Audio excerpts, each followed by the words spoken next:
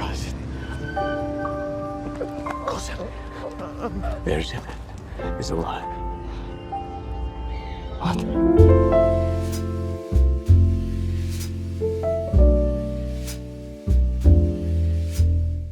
Bom, gente, hoje nós vamos falar do filme que, na minha opinião, é o filme merecedor do Oscar desse ano. Bom, até o momento do que eu vi até agora, eu não bati 100% dos filmes indicados, né, ao Oscar. Tô quase lá. Mas, apesar da Substância continuar sendo para mim um dos filmes mais impactantes que eu vi esse ano, talvez o Brutalista, por uma série de condições históricas, políticas e artísticas, eu posso considerar o maior e melhor filme desse ano. Por que é o maior, né? A primeira coisa que me chamou atenção quando eu fui ver o filme, né? E fui ver que eu gostaria de ver o filme, é um filme de quase 4 horas. Quase 4 horas. Mas o Martin Scorsese também é isso, esse filme de quase 4 horas e tal. Mas é o Martin Scorsese, né? Então, normalmente a gente daria esse crédito pra ele de muito filme, e muita gente critica o Martin Scorsese por fazer um filme de 4 horas. Então, o Brad Cooper, que é o autor desse filme, ele tem outros filmes, mas surpreendentemente ele é mais conhecido como ator de alguns filmes, o que me lembrou na hora que ele fez o Melancolia, né? Que é um filme que eu acho incrível aí do Lars von Trier. O Brad Cooper fez um épico em 4 horas, dividido em 2 partes, em que você assiste quase 2 horas de filme, tem um intervalo de 15 minutos, e daí tem mais 1h45 de filme. E daí você pode ter várias críticas. Podia ter enxugado, em vez de 4 horas ter feito menos tempo. Por que então ele não fez uma série? Por que ele não dividiu em 2 filmes? Eu acho que faz todo sentido a velocidade do filme, o quanto ele se aprofunda em determinadas temáticas e daí a necessidade de mais tempo, e o porquê de fazer um filme que tem um intervalo e depois você volta para assistir a segunda parte. Para começar, é um filme com 10 indicações ao Oscar. Melhor direção por Brad Cooper, melhor filme. Melhor ator talvez seja o grande cara a ser batido esse ano, que é o Adrien Brody, que já ganhou, né, Oscar em outro momento pelo Pianista, e depois fez uns trabalhos muito ruins. Eu acho que essa foi uma recuperação de fôlego do Adrien Brody, que é um excelente ator. Melhor atriz coadjuvante para Felicity Jones, que está muito bem nesse filme. Melhor ator coadjuvante pro Guy Pearce, que tá incrível nesse filme. Esse é um cara que, acho que eu sempre fiquei, nossa, o Cillian Murphy merece demais o prêmio de melhor ator coadjuvante, né, pelo a verdadeira dor, né? Não via ninguém que fosse mais competitivo com ele. Depois de ver o Guy Pearce, eu acho que teria total condição de ser premiado com o melhor ator coadjuvante, estaria merecidíssimo. Tem também melhor trilha sonora, eu vou falar mais sobre ela ao longo desse vídeo, mas é merecidíssima a indicação. Melhor direção de arte também, muito merecido. Melhor roteiro original também, é um roteiro, depois eu vou contar também melhor como ele surgiu, mas ele é também um roteiro incrível. Melhor fotografia, também concorrendo, muito justo que ele concorra a melhor fotografia. Melhor montagem, que tem a ver um pouco com essa estrutura das 2 horas, de 2 horas intervalo, 2 horas, como ele é montado para se desenvolver o roteiro dessa forma. Todo esse conjunto de indicações são muito merecidas, né? E acho que cada uma delas pode ser contada ao longo do filme do porquê cada uma poderia ser merecida, né? Começa com o melhor diretor. Pra mim, eu não conhecia esse cara. Ele, né, merece essa indicação de melhor diretor. Eu acho que ele merece muito, assim. Tem algumas questões que talvez quem é do campo das artes aprecie mais do que o grande público. E meus colegas que são da arte vão me falar que se a gente precisa fosforilar tanto, intelectualizar tanto determinadas escolhas, elas não são boas escolhas. Mas pra mim, quando eu fui ler a respeito das escolhas que ele fez, eu fiquei muito tocada, porque elas foram escolhas técnicas escolhidas como parte da inspiração desse diretor, né? A primeira começa com a escolha do VistaVision. O VistaVision é um tipo de filme que foi desenvolvido pela Paramount Pictures em 1954, que na verdade, é um formato de filme dos 35mm, né? Que ele, na verdade, ele muda de um formato para um outro formato, fazendo com que a imagem fique mais nítida, mais vibrante, com menos granulação, né? A granulação é quando um filme fica com aqueles montes de pontinhos que deixa a imagem um pouco nítida, ela diminui um pouco a granulação. Infelizmente, foi um tipo de filme que foi utilizado durante 7 meses com muito sucesso. Depois foi desenvolvido um outro tipo de filme e daí ele ficou para trás, assim, foi esquecido. Mas foi um formato de filme que foi utilizado, por exemplo, para fazer Star Wars, alguns dos primeiros filmes. E o primeiro filme que foi utilizado, esse filme, foi White Christmas. É um filme que todo mundo fala que é o filme mais bonito de Natal que existe. Eu nunca fiz um filme de Natal, talvez um dia eu traga White Christmas pra gente falar. Mas ele é um filme histórico que foi desenvolvido na década de 50. E esse filme fala exatamente do pós-guerra, pós-Segunda Guerra Mundial. Ou seja, em torno da década de 50.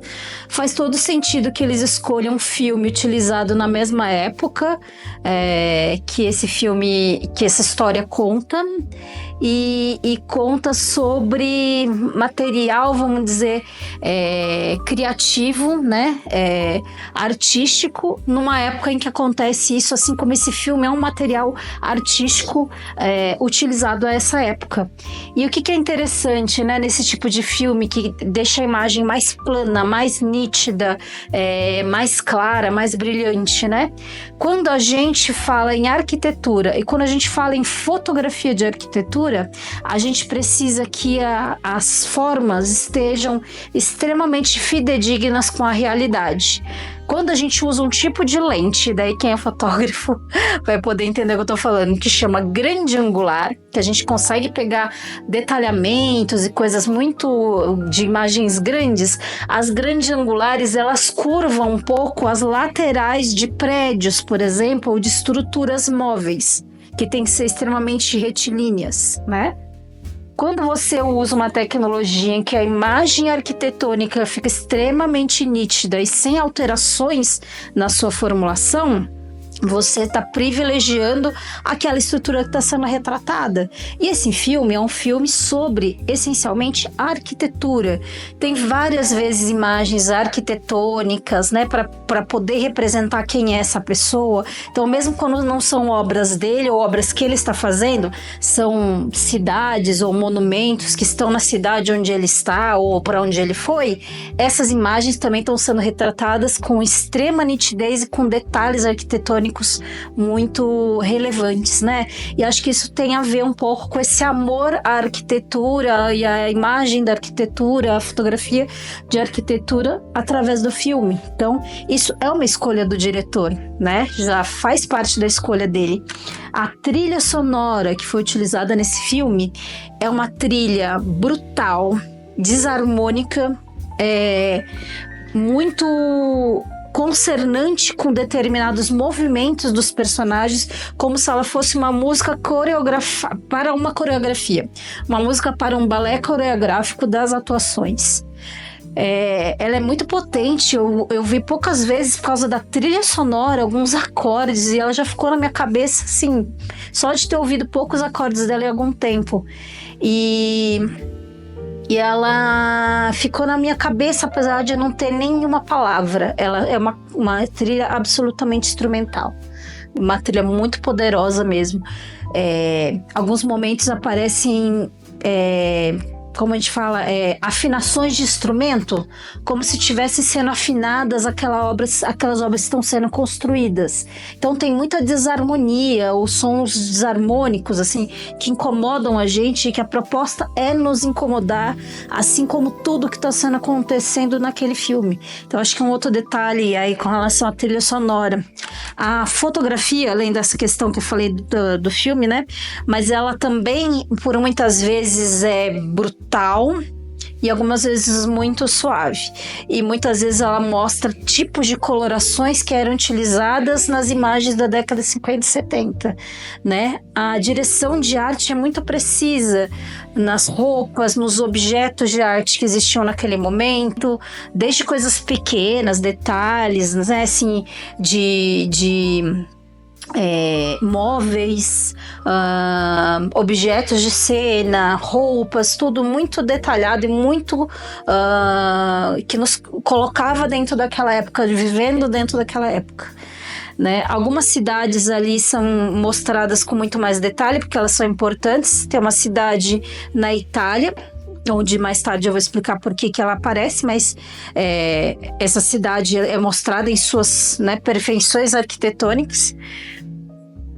Veneza também é mostrado, porque no final do epílogo desse filme, que esse final do filme, além de tudo de ter 4 horas, ele tem um epílogo no final.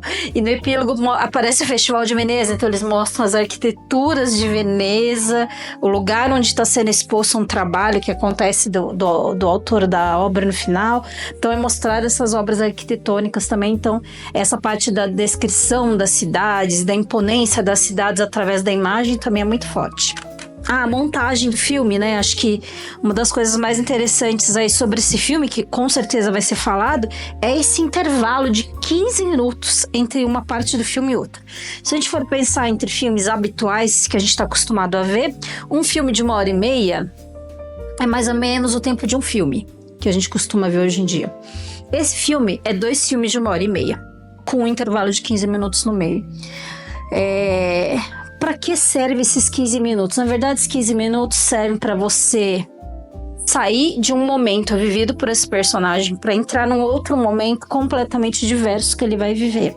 E nesses 15 minutos existe um cronômetro em que a gente pode acompanhar esse tempo passando, se você ficar na sala de cinema, não quiser sair.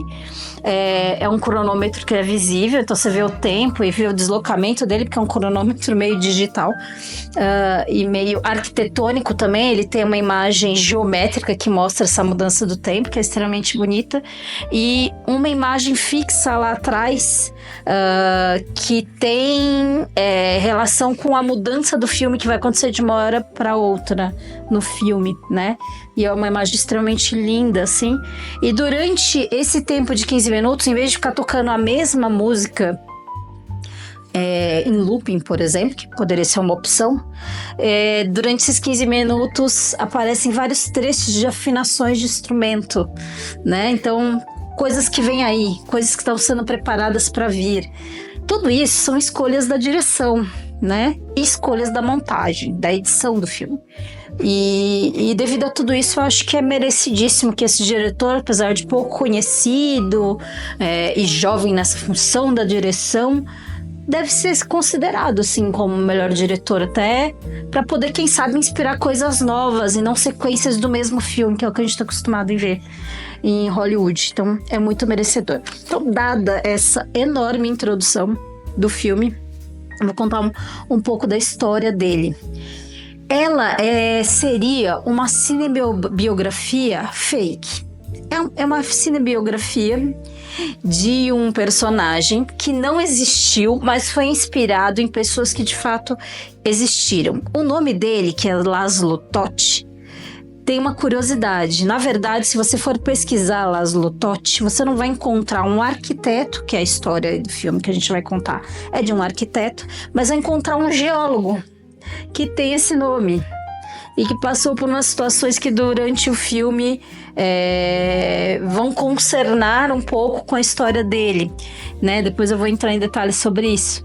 Mas o Laszlo Totti seria um arquiteto húngaro que estudou arquitetura na Bauhaus, que é uma universidade alemã, e que com a guerra foi parar no campo de concentração. E depois que ele conseguiu fugir daí do campo de concentração, vamos dizer assim, né? Conseguiu ser retirado desse campo de concentração, ele vai recomeçar a vida dele nos Estados Unidos.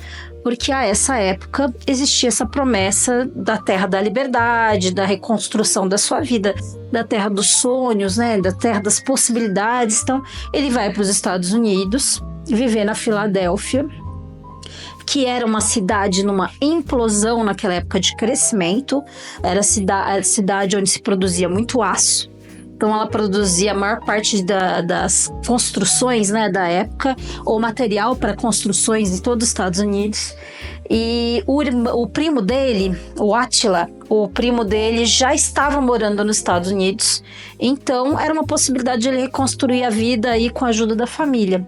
Então as primeiras cenas mostram o Laszlo chegando nos Estados Unidos, e daí mostram imagens muito emblemáticas dos Estados Unidos, como por exemplo a Estátua da Liberdade. E acho que no trailer, no cartaz do filme inclusive aparece essa imagem. Ele está vendo a Estátua da Liberdade, essa obra arquitetônica emblemática, poderosa, tal, mas no ângulo em que ela fica completamente torta, né? Isso já nos demonstra que o que ele vê não é exatamente aquilo que é pintado sobre os Estados Unidos, vai?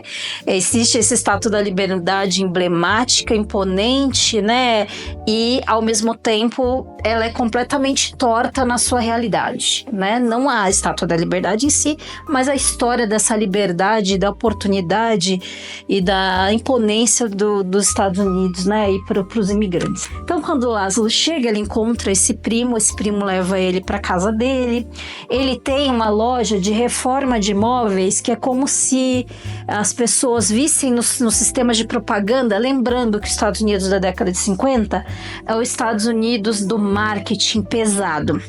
Quem já assistiu uma série chamada Mad Men, né, que é sobre uma agência, né, de publicidade ali da Madison Avenue, né, nos Estados Unidos, sabe a importância o tamanho, a grandiosidade da propaganda americana nessa época.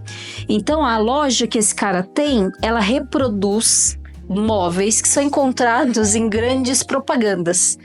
Então o cara tá fazendo uma propaganda, sei lá, de Coca-Cola, o cara vê uma escrivaninha que tem nessa propaganda de Coca-Cola, o cara leva pra ele, olha, eu quero essa escrivaninha igualzinha a essa que tem na propaganda da Coca-Cola.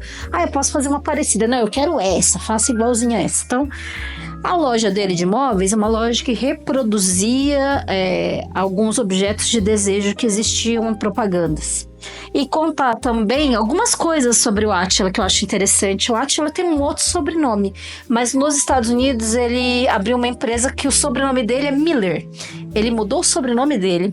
Ele botou dentro da propaganda o nome da propaganda como Miller e Família, Miller e Filhos, eu não lembro exatamente qual era o nome, mas ele usa esse nome de Miller porque uma empresa com nome americano é mais vendida, e se for uma empresa familiar, então, que é Miller e seus filhos, Miller e família, ela é mais confiável para os americanos. Então ele usa esse nome propositalmente para poder ter mais credibilidade. E ele casou com uma americana católica.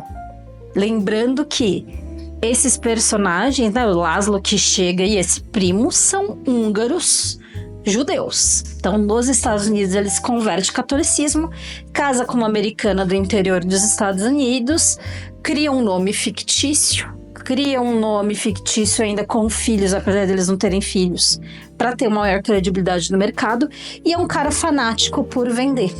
É fanático pelo capitalismo, de uma maneira geral, né? Custe o que custar. E qual a ideia dele levar esse primo dele lá, não só ajudar o primo dele, entre aspas, mas também lucrar em cima de um primo que já é uma celebridade no mundo arquitetônico da Europa, porque o primo dele era uma sumidade da arquitetura na Europa antes de ser condenado pelo nazismo ao campo de concentração, né, alemão. Mas antes disso, ele era um arquiteto extremamente conceituado que fazia grandes obras brutalistas, que é o nome do filme. Agora você me perguntar, o que é brutalismo?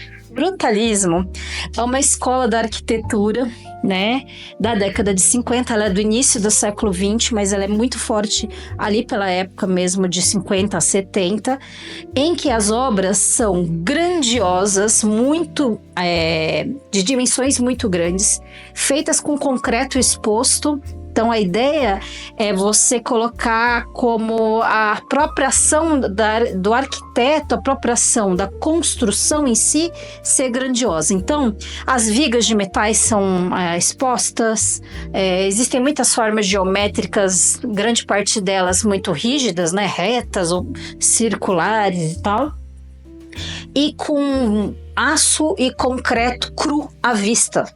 Não é pintado de branco, não é pintado de alguma cor, é um cinza.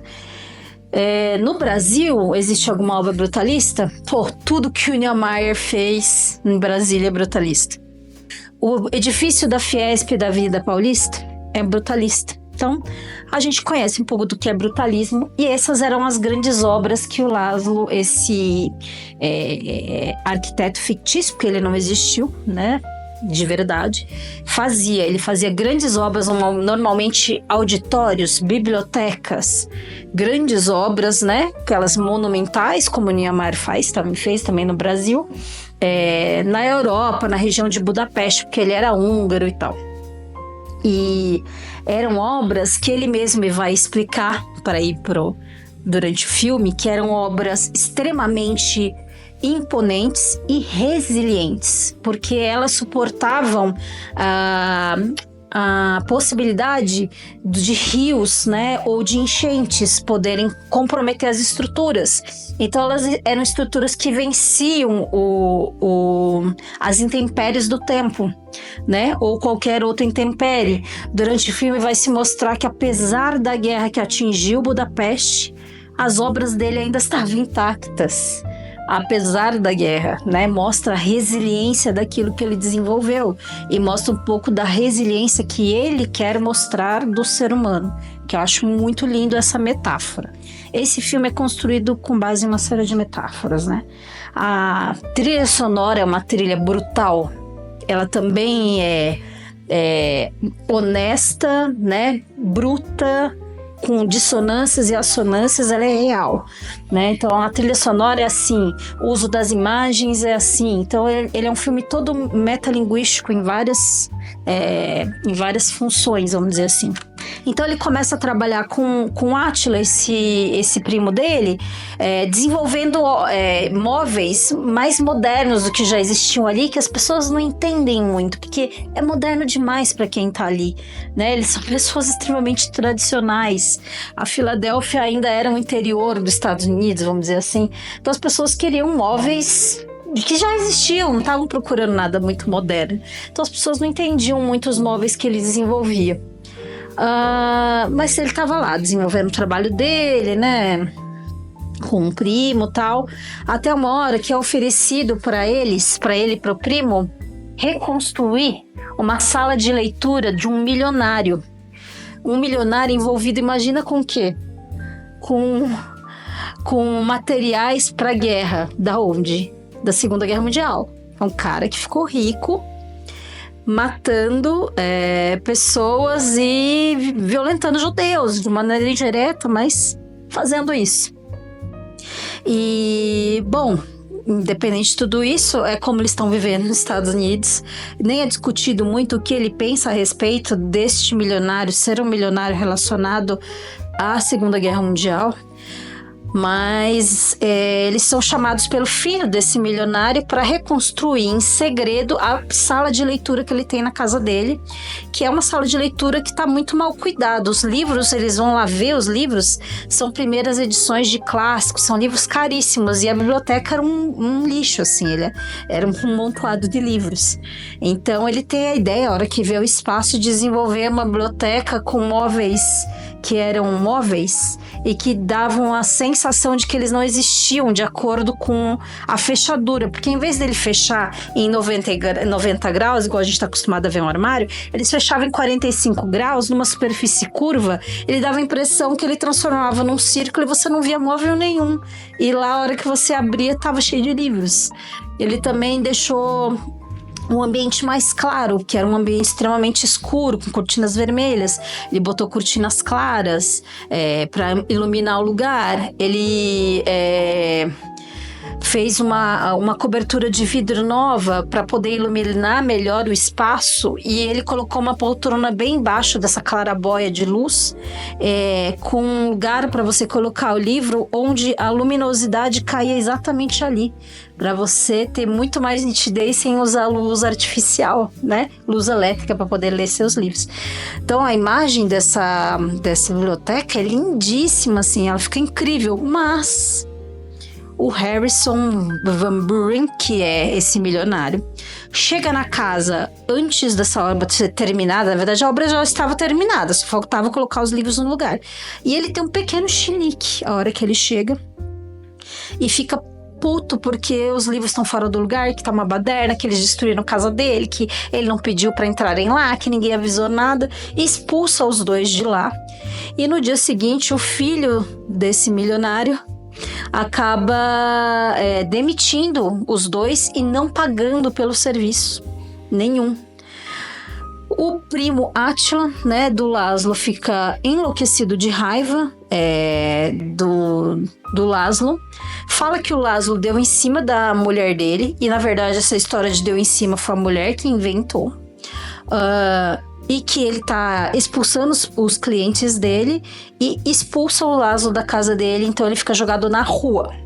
Aí tem um adendo que eu esqueci de me lembrar, mas ele é importantíssimo aí pra frente, que ele tava fugindo, né, do campo de concentração. Ele entrou no vagão do trem. Na hora que ele foi descer do vagão do trem, ele bateu com o nariz dele em uma árvore e ele fraturou o nariz, mas né, não tinha como ele fazer nada. Ele estava fugindo da guerra, ele só tinha muita dor. Dentro do barco que ele tá vindo da Europa para os Estados Unidos, oferecem para ele morfina. E esse cara começa a usar direto, fica viciado, né?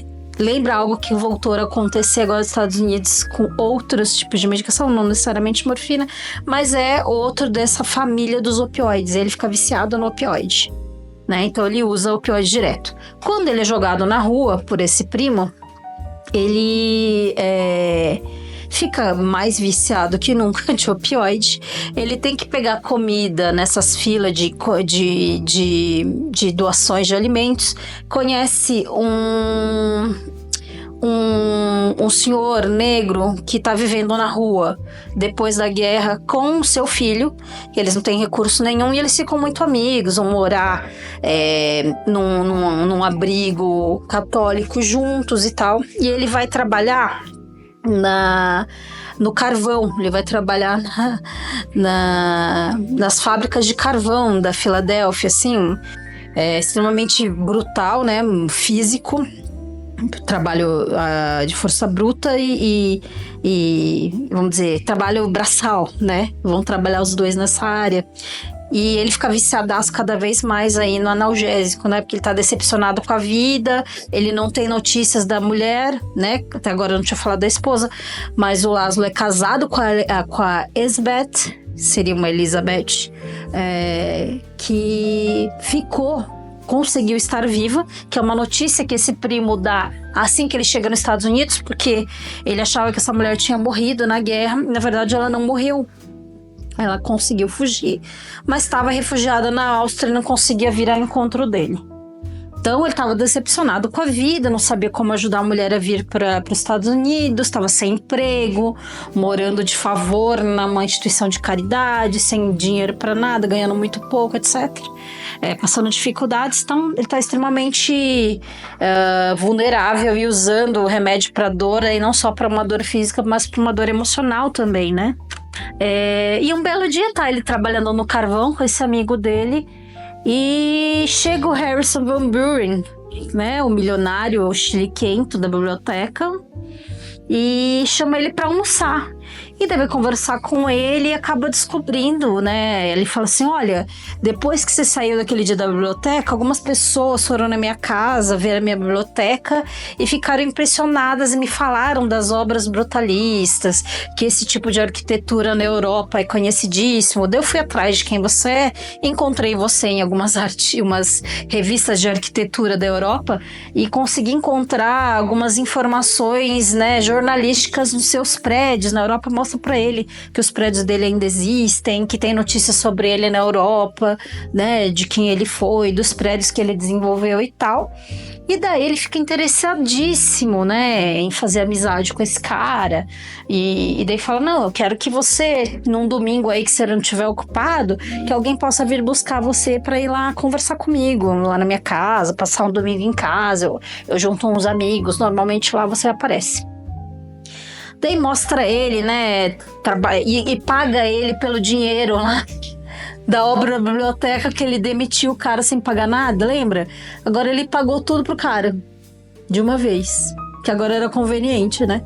Então o cara tá com grana, pode encher a cara de morfina e álcool, que ele virou um cara alcoólatra e é viciado em morfina. E tá um dia lá, malucão, na noite e tal, né, usando droga e sem dormir, virado. Daí de manhã ele vai chegar na casa dele, chega o motorista num domingo na casa dele, falando, o Harrison mandou te buscar, né, o milionário lá. E ele vai pra casa do milionário. Na casa do milionário, ele é apresentado por um advogado do Harrison, que é um judeu, que trabalha pro vice-presidente americano, e ele fala que vai ajudar ele com a chegada da mulher dele e da sobrinha, porque eles não têm filha, mas ele tem a sobrinha dele, que é filha da irmã dele, que já faleceu. E ela cuida da Esbeth, ela mora junto com ela. Então, eles falam que vão tentar ajudá-lo a trazer, precisa de um monte de documentação, que vai precisar de algumas outras coisas e tal, mas que eles vão tentar trazer porque tem uma lei que acolhe imigrantes nos Estados Unidos, que acabou de sair depois do fim da guerra e tal, que existia essa possibilidade de eles conseguirem trazer ela. E o Harrison, como um milionário mimado que é, bebaço, como sempre lá, começa a ter epifanias, né, criativas, e resolve que gostaria de criar um enorme centro para a população da cidade dele, de Doylestown, que é o nome da cidade onde eles estão, ali próximo a Filadélfia, que serviria para toda a população frequentar, e seria uma homenagem à mãe dele que faleceu. Porque também tem esse detalhe que eu esqueci de falar, mas no dia que foi o dia que eles chegaram na biblioteca ali, e ele ficou nervosinho porque tinha entrado na casa dele, tinha bagunçado a casa dele, ele tinha levado a mãe dele para passar o fim de semana com ele lá na casa, e a mãe dele veio a falecer naquele dia seguinte. Então ele tava muito puto porque a mãe tava muito doente já, e ele tava desesperado e tal. Então esse foi um dos motivos para ele perder a linha, a justificativa, uma das justificativas que ele tem para ter perdido a linha ali no comportamento. E ele acha que não é um acaso, é um tipo de sinal de Deus, de que ele é protestante, tá?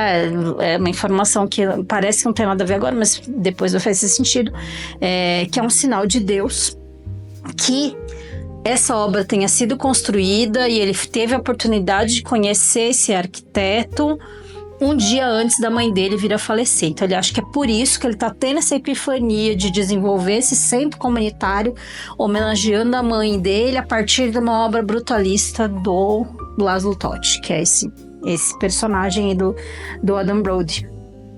E ele, no mesmo dia que ele fala isso, ele já fala assim: vou mostrar a área, eu quero que você construa aqui uma coisa que tenha ginásio, biblioteca, auditório e 10 mil coisas ao mesmo tempo, seriam 10 mil prédios gigantescos, e nesta área aqui grande. Então para isso você já pode morar aqui, eu vou arranjar um lugar para você morar aqui na minha propriedade, e você já está contratado, eu vou te pagar não sei quantos $1.000, já tá tudo certo, eu vou conseguir financiamento pra gente conseguir construir essa obra, tal, empolgadíssimo. Tipo, quis reformar minha cozinha, tomei essa decisão ontem. É meio que assim, né? Porque tem muito dinheiro, então ele vai tendo ideiazinhas, epifanias dele, e vai tirando coisa da cabeça dele, assim. né? Completamente sem propósito nenhum. De toda forma, esse homem, então, tira sorte grande. É o que ele acha, é o que ele diz, inclusive, né? Acho que eu tive uma grande jogada de sorte.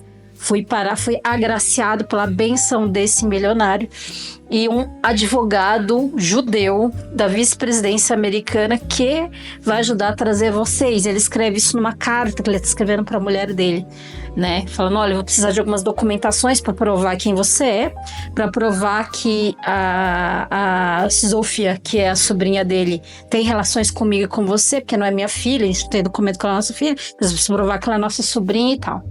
Então... mas que a gente vai conseguir te trazer para cá. E o fim do primeiro, vamos dizer, da primeira parte do filme é exatamente o início das obras, né, da construção desse grande projeto que ele vai mostrar para a prefeitura. É um projeto arquitetônico lindíssimo. Parece que esse prédio realmente existe, tá? Ele é um prédio único, em vez de ser 4 prédios, porque ele pediu 4 grandes instalações, seriam, né? 4 grandes obras. Mas a verdade, elas são 4 obras numa grande obra só, dividida em compartimentos. E só que quem ia patrocinar grande parte da obra, ou seja, quem ia meiar os gastos dessa obra para poder fazer ela ser vida digna, seria a comunidade católica de Doylestown.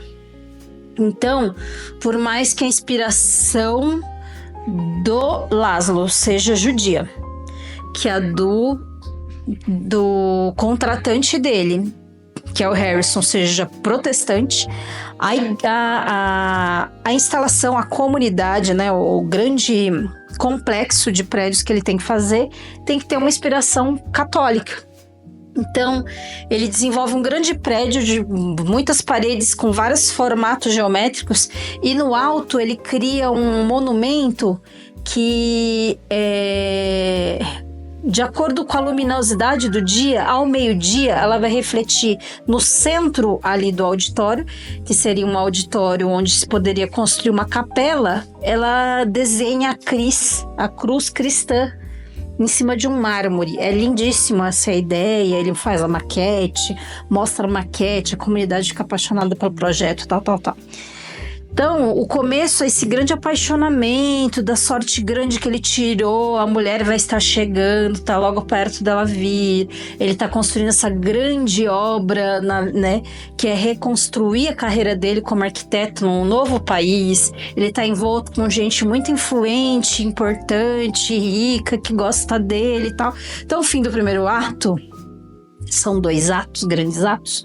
O fim do primeiro ato é essa ascensão do personagem, a ascensão da carreira dele, esse reencontro com a parte bonita da vida dele, que é a família dele. Daí a gente tem um intervalo, né, de 15 minutos para refletir, porque você vê, tudo isso já é enorme. Até chegar aí, já seria uma grande história. Contar toda a história desse homem chegar nos Estados Unidos, da família desse cara, que é um milionário, etc, da ideia da construção, da ideia do que é brutalismo, mostrar quem ele é. É muita coisa, é muito personagem, é muita história, é muito grande.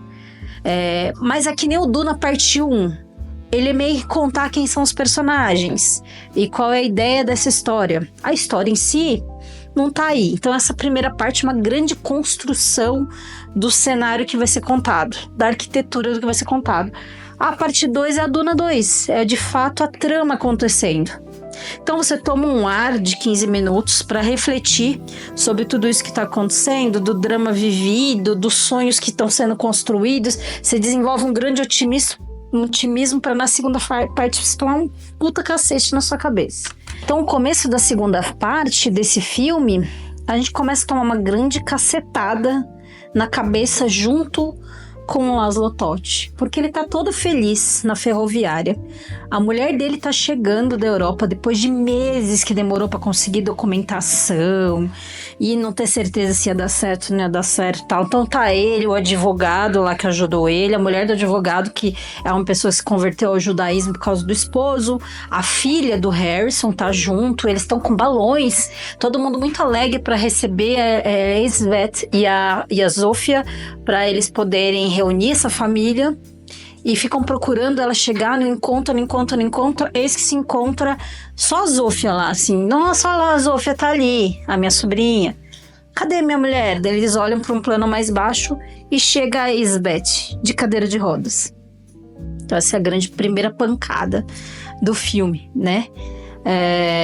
Ela conta pra ele que, apesar de, óbvio, ser muito fundamental que a sobrinha deles fossem junto, que era imprescindível que a sobrinha fosse junto, porque ela ficou não paraplégica, né?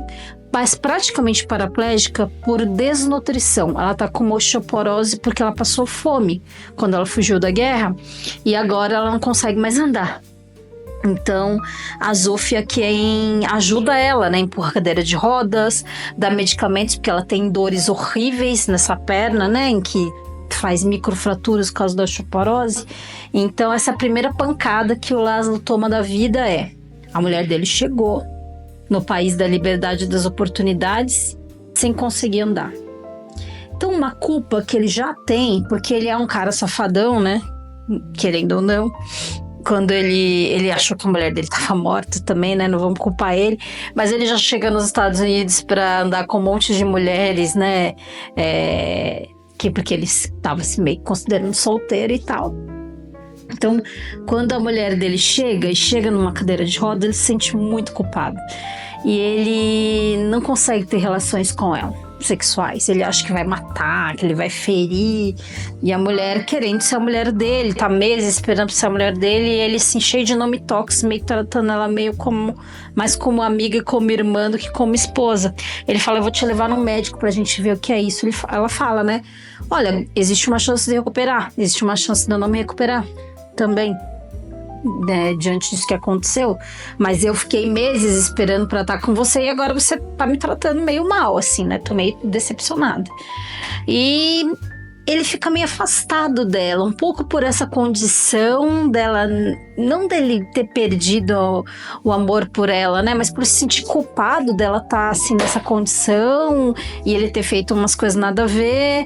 E também ele tá obcecado com a coisa da obra. Obcecado, ele começa a ficar obcecado com a questão da obra, de sair exatamente como ele quer. Daí aparece uma série de coisas que tem a ver com o capitalismo americano. E daí tá a grande crítica, acho, do filme também, né? O milionário, ele tem dinheiro, eu acho que ele teria condições de manter a obra exatamente da maneira como ele pensou, porque ele é um arquiteto que trabalha muito numa questão de uma preservação da ideia artística que ele tem sobre a construção.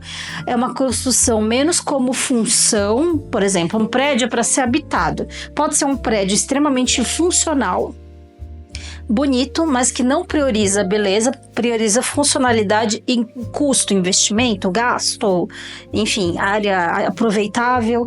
E ele é um arquiteto que está preocupado com a questão estética e com as ideias que ele tem, o idealismo que ele tem na construção daquele prédio. Então ele não quer que mude o tipo de material, o custo de material, a redução do tamanho, da dimensão da obra que ele imaginou, porque vai custar menos dinheiro, ou o tipo de material que vai ser utilizado para fazer, porque precisa economizar uma grana. Tipo, o cara tem dinheiro, o cara não precisaria fazer economia, o cara tá fazendo economia e chama umas pessoas para dar palpite na obra dele, um pessoal que aparece pouco qualificado para dar opiniões sobre a obra dele, mas porque eles vão conseguir diminuir custos, vamos dizer assim, na obra. Então eles falam, por exemplo, de diminuir a altura do teto, né, do pé direito da obra que ele queria fazer. Só que tinha porquê, e daí no final do filme, no epílogo, a gente vai entender porquê, mas tinha porquê ter exatamente aquela altura de pé direito da obra dele. Tinha que ter aquela altura, né? Determinados materiais que são utilizados para construir aquele concreto e aço. Primeiro que o pessoal fala, vai ficar muito caro isso, impossível. Então ele fala, cara, eu só uso concreto e aço, é o material mais barato que tem. Não vai ter pintura, não vai ter nada disso. Vai ser um custo muito inferior ao que vocês estão calculando.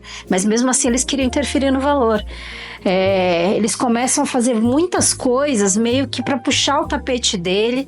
E uma hora acontece uma coisa terrível, que é o fato de o filho, que é o coordenador da obra, o filho do milionário, e que é um capitalistazinho, né? Muito do chinfrim, assim. E ele resolve dar uma tesourada no gasto aí. Então, em vez de utilizar o transporte ferroviário adequado para carregar as grandes vigas que eles precisam, ele coloca parte dessas vigas aí em transportes que ele consegue num valor muito inferior, e esse trem descarrila e pessoas morrem, e grande parte do material que era utilizado para fazer a obra é destruído.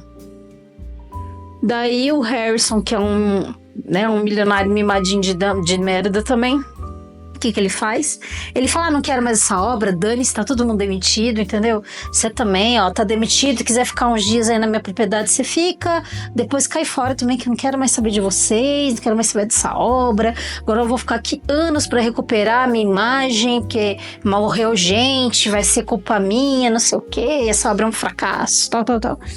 Enfim, joga o Laszlo na rua, todos os funcionários, porque isso contratou milhões de pessoas da mão de obra, né, da construção civil para fazer essa obra, todo mundo pra rua de um dia pro outro, né, assim, do nada. E a mulher do Laszlo, ela é jornalista.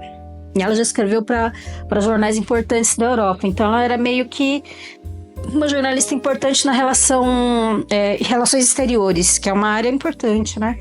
E ela poderia escrever sobre a situação da guerra ou do que sobrou da guerra na Europa pelas relações que ela tem e tal. Então, ele apresenta ela para alguns jornais de Nova York. Então, ela consegue emprego em Nova York. E o Laszlo agora tá demitido lá do cara, não tinha nada pra fazer mesmo. Ele vai embora para Nova York com ela. A Zofia, a sobrinha, continua com eles o tempo inteiro, porque nas crises de dor insuportáveis da Elsbeth, ela quem cuida da medicação, faz fisioterapia nela, ajuda a carregar ela pra lá e pra cá, tal. Então a Zofia vai junto com ela.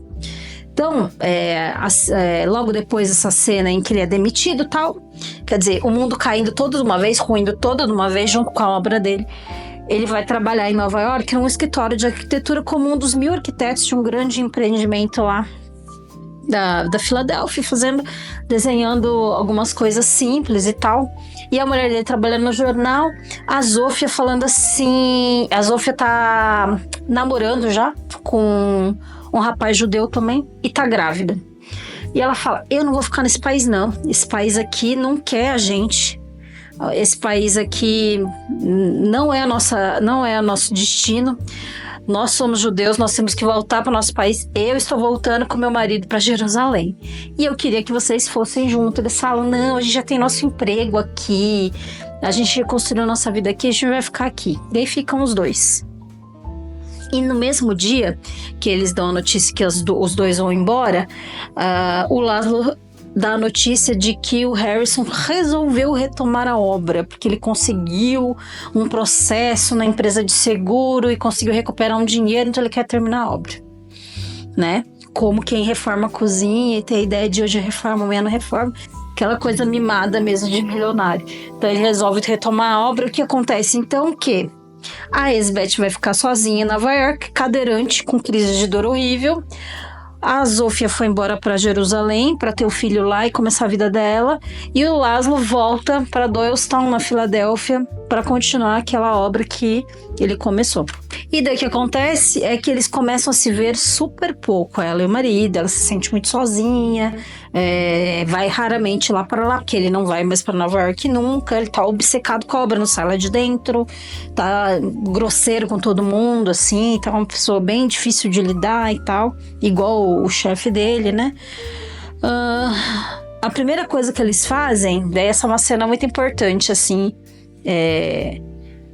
e que vai nortear o resto do filme também.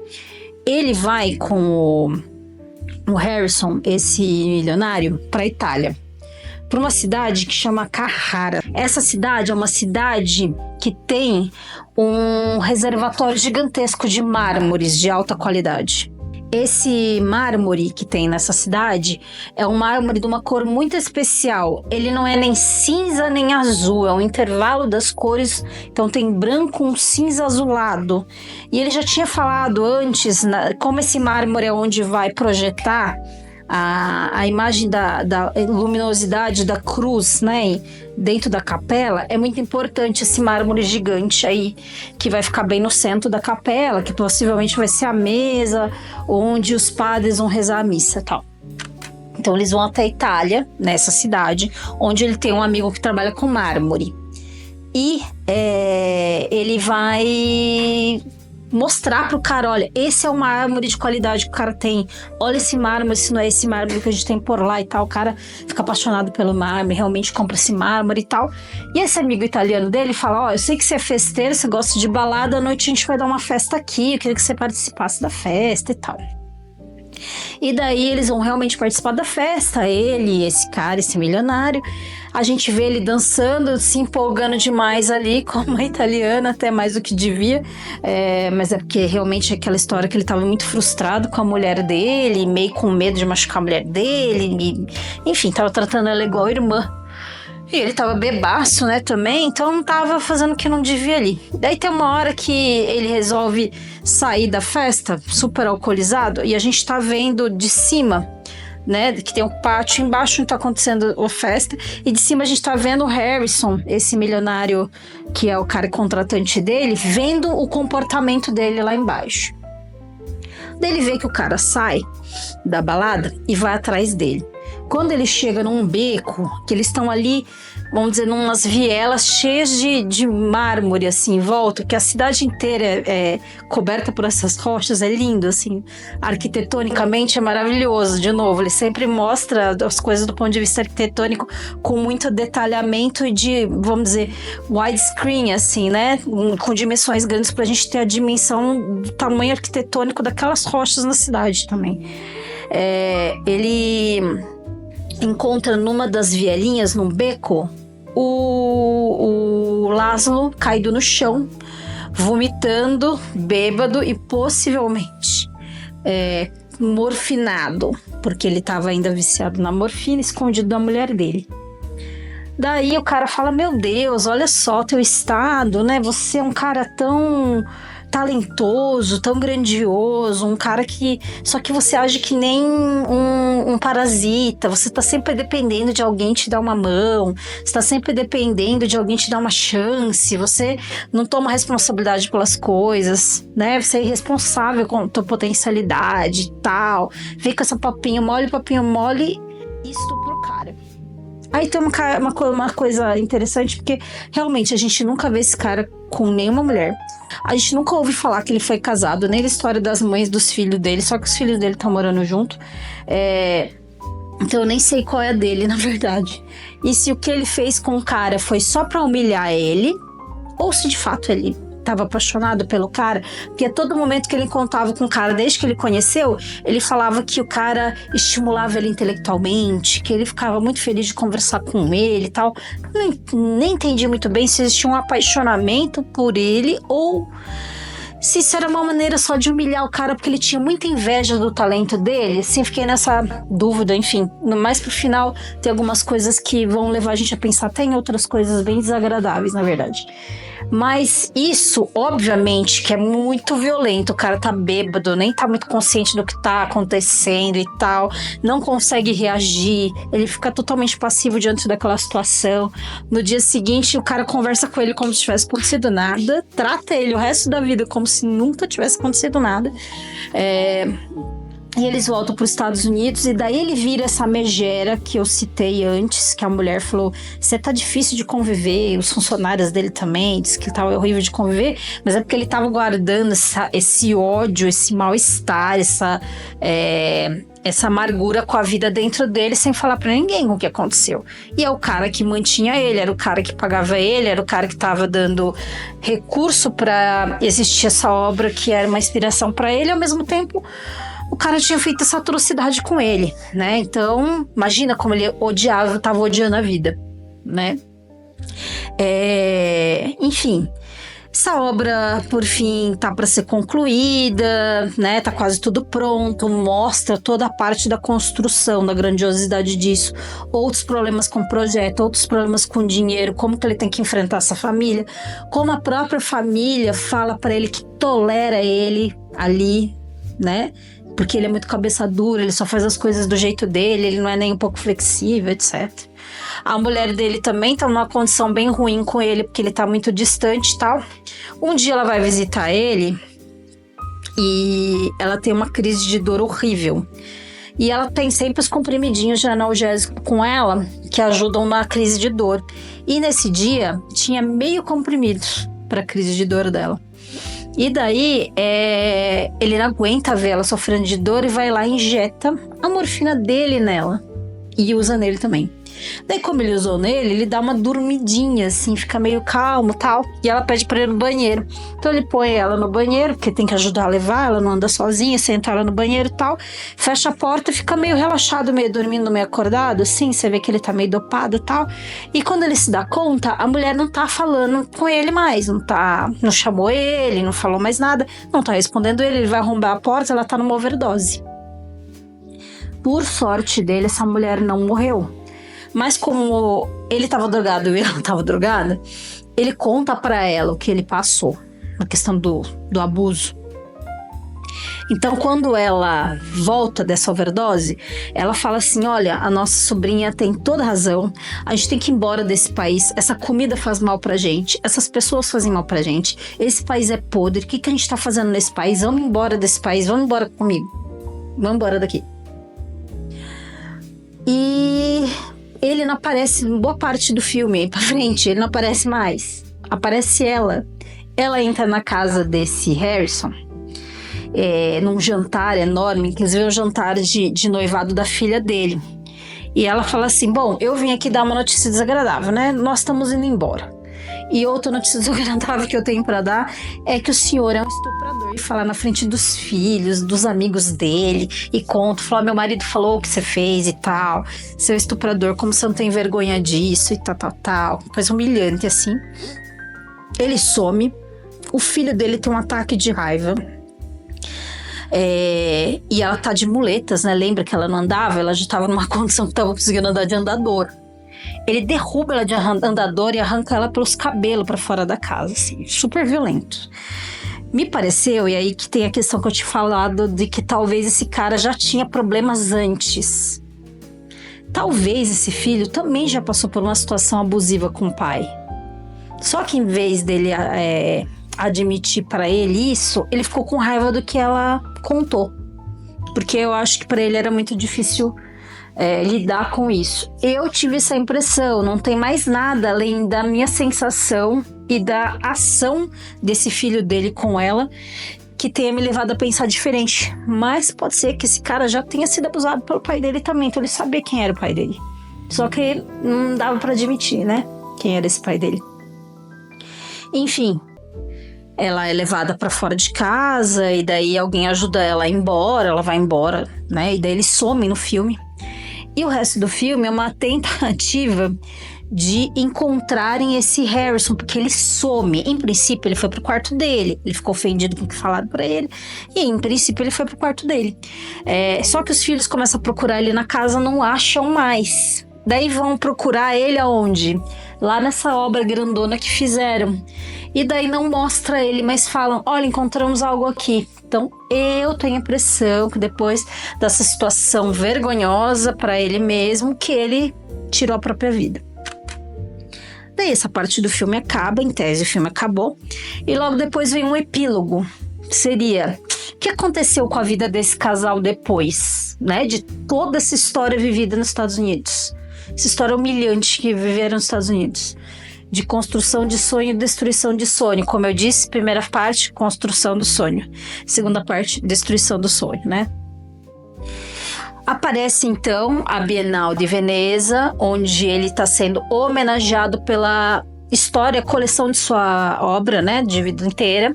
Mostra várias obras que não foram faladas porque elas vieram acontecer depois dos Estados Unidos. Então, de fato, ele foi embora dos Estados Unidos. Ele voltou para Budapeste, que é de onde ele veio, ele é húngaro. E lá ele construiu várias obras muito interessantes, que são mostradas nessa Bienal e tal. E a sobrinha dele vem a contar a história dele, de que ele teve essa história nos Estados Unidos, que ele saiu dos Estados Unidos, que ele voltou depois da guerra e depois dos Estados Unidos para a Europa, construiu o restante da obra dele, que a esposa dele veio a falecer antes dele. Ele tá vivo, mas tá muito idoso e com muita fragilidade e tal. E conta um pouco da obra que foi desenvolvida nos Estados Unidos, porque essa história, O Brutalista, é sobre um período, uma cinebiografia sobre um período da vida desse arquiteto, que é contar quem ele é, contar dessa obra que ele foi imbuído de construir, a construção dessa obra até onde ela foi. Então, eles não vão falar sobre todas as obras que ele construiu ao longo da vida, mostram imagens sobre ela, mas conta um pouco do que é esta obra. Esta obra era uma obra, então, que envolvia um ginásio, um auditório, uma capela e uma biblioteca, todas num prédio completamente fechado. Sabe o que ele representava? Ele eram feitos de salas pequenas com pés direitos altos. Ele representava as salas que ele viveu no campo de concentração, que eram salas fechadas, pequenas, mas ele construiu tetos muito altos, pés direitos muito altos, e por isso que ele insistia tanto que o pé direito tinha que ser muito alto, porque olhando por alto ele tinha a inspiração da chance dele sobreviver, respirar, né? Ir para outros ares, vamos dizer assim, né? Então aquele prédio e a maneira como ele queria que o prédio tivesse sido construído, para ele representava o que ele passou. Então para ele, muito mais do que a questão econômica ou funcional daquele prédio, aquele prédio é a representação artística do sofrimento dele, que ele se expressou através de uma construção, obra, do ponto de vista artístico. Né? Então conta como esse cara era extremamente ideológico e como para ele as construções eram resilientes, como ele e o povo judeu é um povo resiliente que sobrevive a tudo, que é bruto, que tem esperança, que é teimoso, que luta pelo que quer e como é até hoje, né? Então é um pouco sobre ele. A trilha sonora é um pouco sobre esse povo e sobre ele, que é resiliente, é incompreendido, é um pouco desconexo, assim, que a gente não se apega imediatamente, né? Então eu achei muito interessante, é uma forma muito bonita de contar a história do povo judeu e o sofrimento que ele viveu e do sofrimento que os imigrantes vivem nos Estados Unidos, que é um tema mais atual que nunca, né? Porque a gente está falando da questão do como o imigrante sofre entrando nos Estados Unidos, porque ele vai lá para ser útil, né, para os Estados Unidos, e em troca ele recebe uma vida de sonhos, mas ele é usado, ele nunca é respeitado. É como ele fala em algum momento do filme, eles não nos querem aqui. Eles querem o que a gente pode proporcionar para eles, querem nos usar, mas eles não nos querem como pessoas aqui. Eles não querem ver a gente prosperar aqui. E a gente está falando de um período do Donald Trump no poder, em que uma das primeiras leis que ele coloca é expulsar os imigrantes do país, né? E ele expulsa os imigrantes que, em princípio, são pouco úteis para ele. São os que são prestadores de serviço, né? Que são prestadores de serviços básicos. Mas para ele, por exemplo, não é interessante expulsar os imigrantes das áreas de tecnologia, de ciência e outras áreas de alta complexidade que estão nos Estados Unidos, e muitos desses profissionais são estrangeiros. Porque, de novo, é mais importante eles serem usados aí dessa forma, né? Então, que o imigrante nos Estados Unidos, ele serve só para ser utilizado mesmo. Ele é só para ser útil. E se ele não for mais útil, ele vai ser jogado para fora. Como aconteceu com esses imigrantes que foram deportados, assim, como que nada. E quando não servem mais, não servem mais. O próprio Trump falou que quando ele demitiu, quando ele expulsou um monte de imigrantes, que na verdade ele não poderia dizer que os imigrantes não eram úteis para ele, porque ele já precisou para os negócios dele de imigrantes de alta complexidade intelectual. Então, quando é conveniente, é bom. Quando não é conveniente, não é bom. Então, Brutalista é um filme que fala do pós-guerra e, né, do antissemitismo e do que significa o nazismo, outro tema mais atual do que nunca, numa extrema-direita crescendo no mundo, e vai falar da imigração e de como os imigrantes são utilizados. Então, um filme que tá lá na década de 50, contando uma cinebiografia de um arquiteto e nunca foi tão atual. Então, por todos esses motivos, por todos os motivos artísticos que eu falei, se ganhar melhor filme, eu jamais questionarei. Assim, é totalmente apoiado. Nossa, mas você não queria que ganhasse melhor filme? Eu ainda estou aqui como brasileira. Assim, como melhor filme, honestamente, pra mim, esse é o melhor filme de 2024. I promise.